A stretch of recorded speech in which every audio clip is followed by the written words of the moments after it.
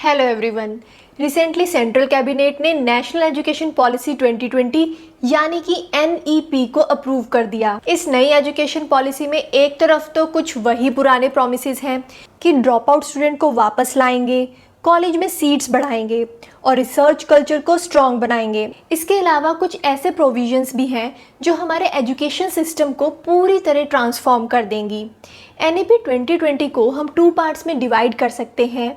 एक तो है कॉलेज एजुकेशन से रिलेटेड रिफॉर्म्स और दूसरे हैं स्कूल एजुकेशन से रिलेटेड रिफॉर्म्स। आज इस वीडियो में हम इसी सब के बारे में बात करेंगे कि कैसे NEP 2020 स्कूल एजुकेशन सिस्टम को ट्रांसफॉर्म कर सकता है। मैं हूं आकांक्षा और आप देख रहे हैं स्माइल लिव रिपीट। मेरे इस चैनल को सपोर्ट करने के लिए प्लीज़ सब्सक्राइब कीजिए और सब्सक्राइब करने के बाद बेल आइकन भी दबाना बिल्कुल ना भूलें। लास्ट एजुकेशन पॉलिसी 1986 में आई थी, जिसके हिसाब से इंडिया के स्कूल्स में 10+2 मॉडल रन किया जाने लगा। 10 means 1st to 10th class और फिर 11th एंड 12th। लेकिन अब NEP 2020 ने इस मॉडल को चेंज कर दिया है और एक नया मॉडल आया है 5+3+3+4। 5 मीन्स 3 से 8 साल तक के बच्चे कवर होंगे। इसमें पहले 3 साल की प्री स्कूलिंग यानी कि प्री नर्सरी, नर्सरी और KG, या फिर 3 साल की आंगनवाड़ी में प्री स्कूलिंग और फिर 1st और 2nd क्लास को इंक्लूड किया गया है। मेरे हिसाब से ये पार्ट इस एजुकेशन पॉलिसी की एक की हाईलाइट है। पहले 10+2 वाले मॉडल में फॉर्मल एजुकेशन 1st क्लास यानी कि 6 साल से शुरू होती थी और इसलिए राइट टू एजुकेशन एक्ट में भी 6 से 14 साल के बच्चे ही कवर होते हैं। अब नए मॉडल से 3 से 6 साल की प्री स्कूलिंग को भी फॉर्मलाइज किया जा रहा है और हो सकता है कि आने वाले टाइम में 3 से 6 साल के प्री स्कूलिंग को भी राइट टू एजुकेशन का पार्ट बना दिया जाए। 5 मीन्स 3 से 8 साल तक के बच्चों की 3 साल की प्री स्कूलिंग और फिर 1st class and 2nd class. उसके बाद 3 means 3rd class, 4th class and 5th class और उसके बाद फिर से 3 means 6th, 7th and 8th class और उसके बाद 4 मीन्स 9 to 12th क्लास। अब आप सोच रहे होंगे कि जब सब क्लासेस सेम है तो इस नई ग्रुपिंग का क्या लॉजिक है। लॉजिक ये है कि इस मॉडल से हो सकता है कि आने वाले टाइम में 9th क्लास से ही बच्चे अपने स्पेशलाइज्ड सब्जेक्ट्स पढ़ना शुरू कर दें।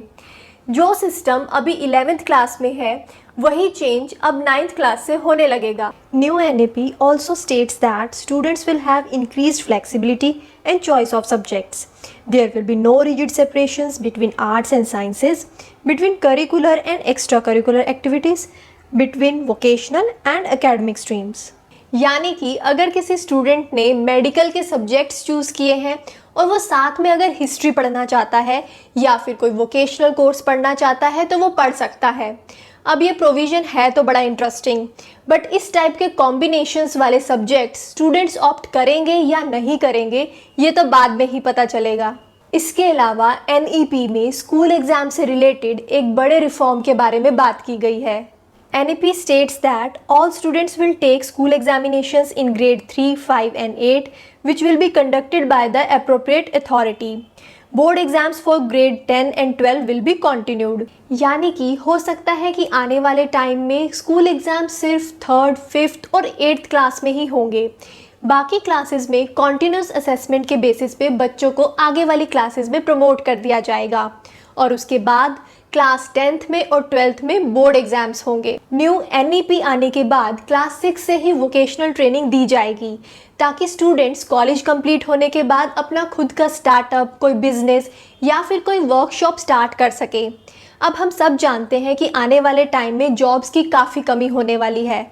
ऐसे में अगर ये वोकेशनल ट्रेनिंग प्रोग्राम सही से इम्प्लीमेंट हो सकेगी तो हम अनएम्प्लॉयमेंट की प्रॉब्लम को काफ़ी हद तक सॉल्व कर पाएंगे। पहली नज़र में इस नई एजुकेशन पॉलिसी का आना एक बहुत ही बड़ा रिफॉर्मेटिव स्टेप लगता है, लेकिन कुछ बदलेगा या नहीं, इस बारे में आपके क्या व्यूज़ हैं ये चीज़ हमारे साथ कमेंट बॉक्स में ज़रूर शेयर करें।